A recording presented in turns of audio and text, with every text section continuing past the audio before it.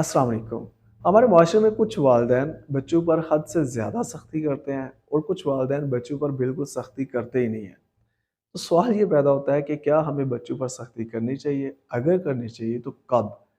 और अगर करनी चाहिए तो कैसे? तो पहले हम ये देख लेते हैं कि हमें कब दूसरों पर सख्ती करनी चाहिए। याद रखें, सख्ती का एक वाज़ेह उसूल ये है कि हमें सख्ती नुकसान से बचाने के लिए करनी है, ना कि कोई अच्छा काम करवाने के लिए। मतलब ये है कि अगर कोई इंसान कोई ऐसा काम कर रहा है जिससे उसको नुकसान होगा, तो वहाँ पे हमें सख्ती करनी है, इंटरफेरेंस करनी है, वहाँ पे हमें उसको रोकना है।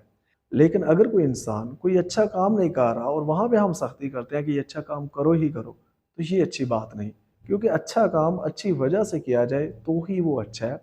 अगर कोई अच्छा काम मेरे खौफ से करता है तो ये अच्छा नहीं है। मसलन अगर मैं नमाज़ पढ़ता हूँ और अल्लाह की रज़ा के लिए पढ़ता हूँ तो ये अच्छा है। लेकिन मैं अगर अच्छा काम करता हूँ, नमाज़ पढ़ता हूँ या कुछ भी करता हूँ आपके डर से, तो ये अच्छा नहीं है। अगर कोई इंसान कोई अच्छा काम करता है लेकिन वो अच्छी वजह से नहीं करता, यानी वो काम जिस वजह से किया जाना चाहिए, अगर वो उस वजह से नहीं कर रहा बल्कि हमारी सख्ती की वजह से कर रहा है, तो यकीनन हम उसकी नीयतों के अंदर गड़बड़ पैदा कर रहे हैं।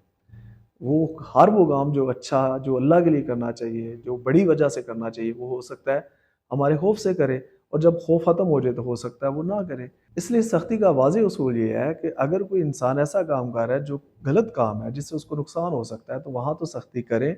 अदरवाइज़ अगर आप ये चाहते हैं कि कोई इंसान अच्छा काम करे, अच्छे कामों में आगे बढ़े, तो वहाँ पे आपको तरबियत करनी होगी, सब्र से काम लेना होगा, ताल्लुक पे काम करना होगा, दूसरे का माइंडसेट डेवलप करना होगा। तो अब यहाँ पे ये सवाल पैदा होता है कि क्या सख्ती करते वक़्त भी हमें किसी उसूल को फ़ॉलो करना है? जी हाँ, सख्ती करते वक़्त आपने ये ध्यान में रखना है कि आप किसी की इज़्ज़े नफ्स को मजरूह ना करें। क्योंकि अगर आप किसी की इज़्ज़े नफ्स को मजरूह करते हैं और बार-बार करते हैं, तो इससे वो ढीठ हो जाएगा। आप सख्ती करेंगे, सज़ा देंगे, वो और ढीठ होगा, यानी इज़्ज़े नफ्स मजरूह करेंगे तो वो ढीठ होगा। बार-बार सख्ती करेंगे, सज़ा देंगे, वो और ढीठ हो जाएगा। एक टाइम आएगा कि अब आप सज़ा भी दे रहे हैं, सख्ती भी कर रहे हैं, तब भी वो गलत काम नहीं छोड़ रहा। तो अगर आपका बच्चा कोई ऐसा काम कर रहा है जिससे उसको नुकसान हो सकता है, तो आप इस तरीके से सज़ा दें, इस तरीके से सख्ती का मामला करें कि उसकी इससे नफ्स मजरूह ना हो। मैंने बहुत से वालिदैन को देखा है, वो अपने बच्चों को मारते हैं, दूसरों के सामने मारते हैं, फिर बार-बार मारते हैं, एक ही गलती की बार-बार सज़ा देते हैं, उनको शर्मिंदा करते हैं, बार-बार शर्मिंदा करते हैं।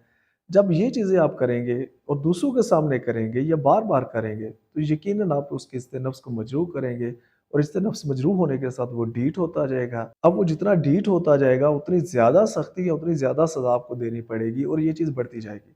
एक टाइम आएगा आप कहेंगे ये कुछ नहीं सुनता, ये कुछ नहीं करता, इस पे तो सब बेकार है। अल्टीमेटली अगर आप देखें कसूरवार कौन है, तो वो कहीं आप ही होते हैं।